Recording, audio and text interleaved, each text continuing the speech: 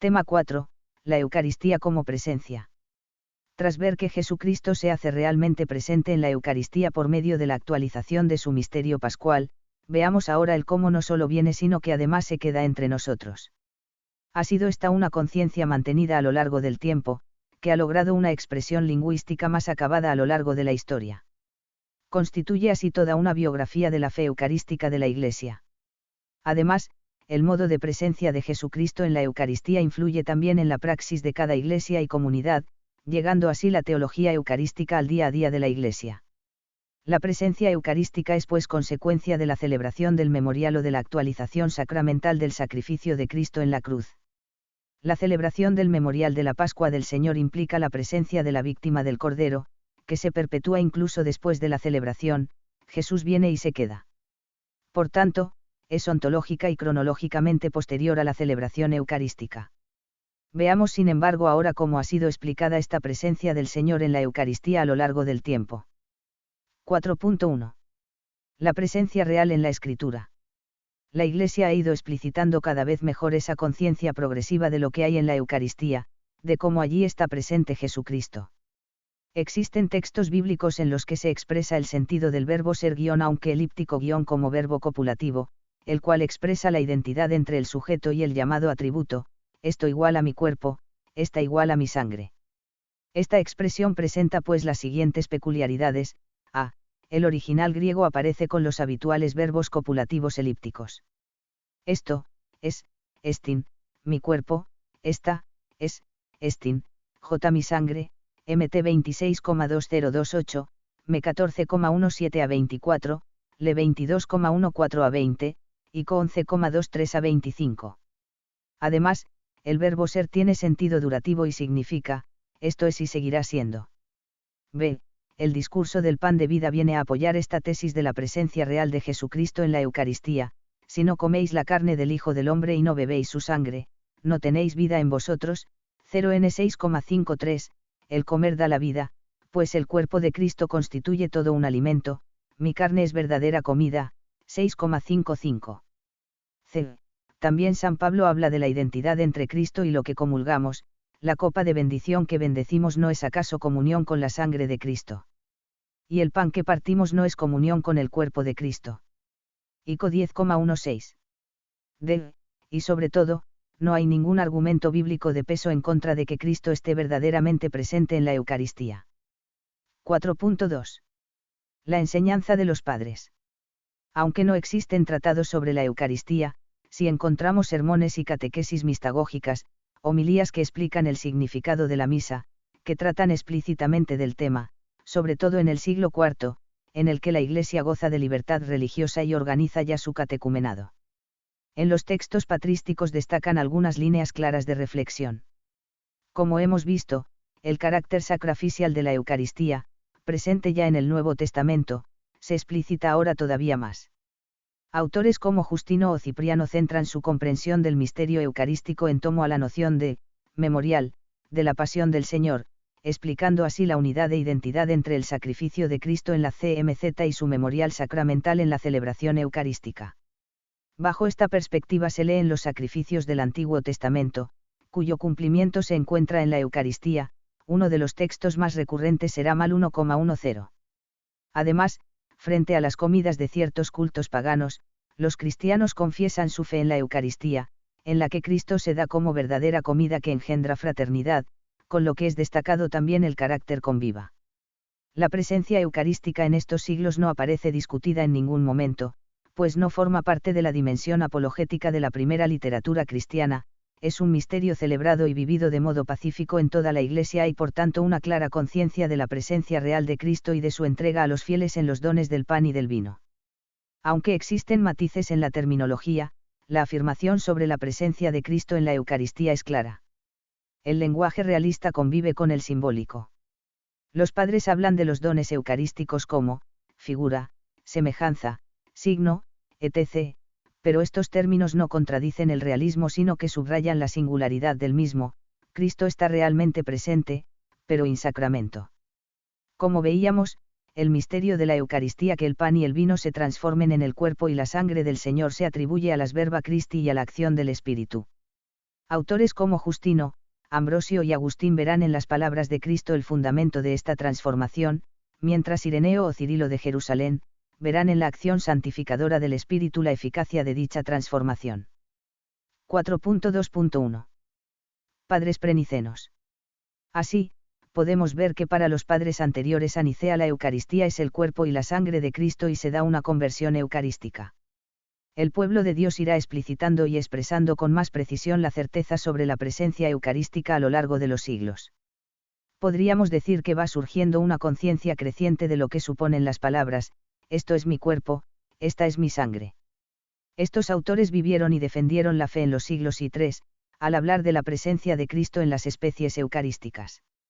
Para ellos la Eucaristía es la carne y la sangre de nuestro Señor, aunque al expresarlo solo se refieren al qué, y no al cómo. Hablan además de carne y sangre, utilizando un intenso realismo que rechaza el mero lenguaje simbólico. Ignacio de Antioquía afirma contra los docetas, quienes afirmaban que la humanidad de Cristo era pura apariencia, que la Eucaristía es la carne de nuestro Salvador Jesucristo. Justino nos ofrece la primera descripción de la liturgia del domingo, al referirse a que sigue al bautismo, y menciona que no son comida o bebida ordinarios, sino la carne y la sangre de aquel Jesús que se encarnó. Habla también de la transformación que se obra en el pan y el vino, eucaristizados, por las palabras de Cristo, y establece un símil entre la encarnación de Cristo y el poder consacratorio de las palabras pronunciadas por Jesús en la última cena. Ireneo se opone a los gnósticos, que poseían una tendencia espiritualista. El obispo de Lyon habla de que el pan se hace el cuerpo de Cristo y hace ver la contradicción que supone creer en la Eucaristía y no en el Logos. Sobre la resurrección de la carne recuerda que la Eucaristía es el cuerpo glorioso, la carne resucitada de Cristo. Si no hay resurrección de la carne, tampoco la Eucaristía es la carne del Señor, pues Él ha resucitado, su carne está resucitada y se hace presente en la Eucaristía. Tertuliano habla de cruz, cuerpo, sangre y carne, junto al pan y al vino. Sufrimos si cae al suelo algo de nuestro cáliz, o también de nuestro pan, afirma con una clara conciencia realista. La carne es alimentada con el cuerpo y la sangre de Cristo, para que también el alma se llene de Dios. Desde el siglo III, las anáforas primitivas hablan de la transformación de los dones eucarísticos bajo la acción del Logos y del Espíritu, así como en las liturgias alejandrinas, antioquenas y constantinopolitanas. La presencia de Cristo en la Eucaristía se había utilizado pues contra las distintas herejías, docetismo y gnosticismo, por la intensa carga realista que contiene, recuerdan a la vez la humanidad y divinidad de Cristo presentes en el misterio eucarístico. Se utilizan imágenes para explicar esta transformación eucarística, el poder de Dios en la creación, la encamación, los milagros de Jesús, como el de Caná, o la transformación del alma por la gracia. Pero siempre se trata de una referencia real, tal como podemos apreciarla en los siguientes autores. Cipriano, discípulo de Tertuliano, habla de la Eucaristía como el más augusto de los sacramentos. Mientras los paganos requieren el bautismo, y los lapsos, o apóstatas necesitan el sacramento de la penitencia, solo al final de todo este itinerario viene la Eucaristía, en la que el mismo Cristo está realmente presente. Clemente de Alejandría habla de que el cuerpo y la sangre de Cristo es el alimento, como es la leche para los niños, cf. Ico 3,2. La Eucaristía es además el sacramento del Logos y del Espíritu. Orígenes habla de la presencia y del cuidado con la Eucaristía. 4.2.2. Padres posnicenos. Entre los padres posnicenos griegos, podemos destacar los siguientes testimonios. Atanasio, hombre clave en la lucha contra el arrianismo, habla de la transformación del pan y del vino por la recitación de las preces, el cuerpo del Verbo, la sangre de la verdad. Esta síntesis entre lo espiritual y lo material es consecuencia de los misterios de la Encarnación y de la Eucaristía. Gregorio de Nisa menciona que la medicina necesaria para el alma es la Eucaristía, así como la comida lo es para el cuerpo. Alude también a cómo el Verbo transforma el pan en cuerpo del Verbo de Dios, tal como aparece en la Oratio Catequética. Juan Crisóstomo, el llamado doctor eucarístico, afirma que, en el cáliz está la sangre, dice que manó del costado abierto de Cristo. En la Eucaristía se nos ofrece el cuerpo que arrulló María y murió en la cruz. La inteligencia iluminada por la fe puede hacerse cargo de esta presencia real pero no sensible, que se da por una transformación. Teodoro de Mopsuestia, de la escuela de Antioquía, habla en sus homilías catequéticas de que la Eucaristía no es figura sino la misma realidad del cuerpo de Cristo. Sus palabras se caracterizan por su realismo sacramental: ver, tocar, besar, comer el pan eucarístico es ver, tocar y comer el cuerpo de Cristo. Cirilo de Alejandría, defensor de la unidad de Cristo frente a la escuela antioquena, afirma que en la Eucaristía comemos la carne del Verbo encamado. Sin embargo, cuando habla del modo de presencia, parece que se refiere a una presencia cafarnaítica, como la que imaginaron los judíos en la sinagoga de Cafarnaúm, es decir, física y carnal más que metafísica y sustancial, como iremos viendo. Juan Damasceno influye mucho en el modo ortodoxo de ver la Eucaristía, al aludir a la acción del Espíritu en la encamación y en el misterio eucarístico. Los padres posnicenos hablan ya de que el pan y el vino se convierten en el cuerpo y la sangre, el cómo está presente, tal como afirmaban unánimemente la liturgia y los padres anteriores, con una terminología no del todo fijada con estas palabras, aluden a una transformación de tipo ontológico, expresado con una metafísica espontánea que no se conceptualizará de modo más exacto hasta el siglo XII con la teoría de la transustanciación. He aquí algunos autores. Cirilo de Jerusalén parece que es el verdadero autor de las catequesis mistagógicas. En la cuarta habla de la transformación, de la conversión, metabolé, del pan y del vino por la invocación de la Trinidad y del Espíritu. En términos análogos, habla de transformación y transelementacum. El pan y el vino eucaristizados son y las figuras del cuerpo y la sangre reales de Cristo. Alude también a la epíclesis y a la transformación del cristiano que recibe la Eucaristía. Ambrosio, pastor y catequeta, habla del cuerpo eucarístico como el mismo que nació de María Virgen, el cual se transforma por las palabras de Cristo como en la creación y que obra un milagro semejante al de la encamación. Emplea ya la palabra sustancia, y se refiere a la transformación o metabolismo. Habla del verdadero cuerpo de Cristo presente in sacramento.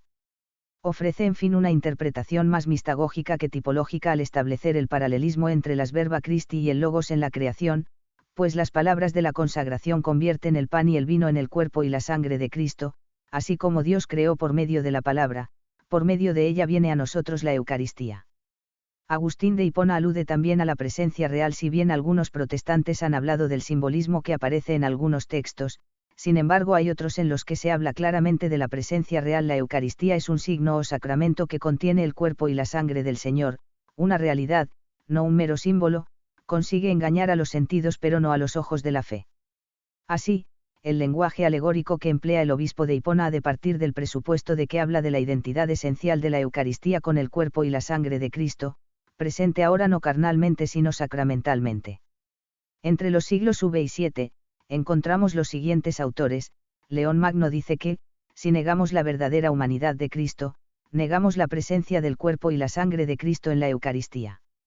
Hemos por tanto de afirmar las dos naturalezas de Cristo, al haber un aspecto visible e invisible de la presencia del Señor en la Eucaristía. Fausto de Riez, quien sintetiza la doctrina de los padres y tuvo una gran influencia en la Edad Media, afirma que el pan y el vino se convierten en la sustanda del cuerpo y la sangre de Cristo, por el mismo poder creador de Dios, con lo que retoma y especifica la terminología de Ambrosio. Sin embargo, sostiene que es un misterio que hay que entender con la mente y el corazón, guiados por la fe. Isidoro de Sevilla define el sacramento como algo corporal que esconde algo sagrado y que ha de ser por tanto recibido santamente. Menciona también la presencia real de Cristo en el pan y el vino consagrados, que constituyen la sustancia de Cristo. En conclusión, Los padres prenicenos hablan solo de la presencia de Cristo en las especies eucarísticas. La Eucaristía es carne y sangre de nuestro Señor, solo se refieren al que. Justino alude al poder consacratorio de las palabras, mientras Ireneo afirma que el pan se hace el cuerpo de Cristo. Nos encontramos pues aquí ante el qué, pero no todavía el cómo. Los padres posnicenos afirman que el pan y el vino se convierten, metabolismo, conversión, en el cuerpo y la sangre. Con estos términos se expresa ya el cómo está presente, aunque la terminología no está del todo fijada. 3. En el siglo IV Ambrosio utiliza el término sustancia, y, en el siglo siguiente, ya se habla de conversión en la sustancia del cuerpo de Cristo. Fausto de Riez, Isidoro de Sevilla. 4. La liturgia y los padres se refieren pues a una transformación de tipo ontológico, expresado con una metafísica espontánea, que no cristalizará hasta el siglo XII con la fórmula de la transustanciación. Pero ya mucho antes se plantea la cuestión del cómo, y se postula un modo de presencia ontológicamente fuerte.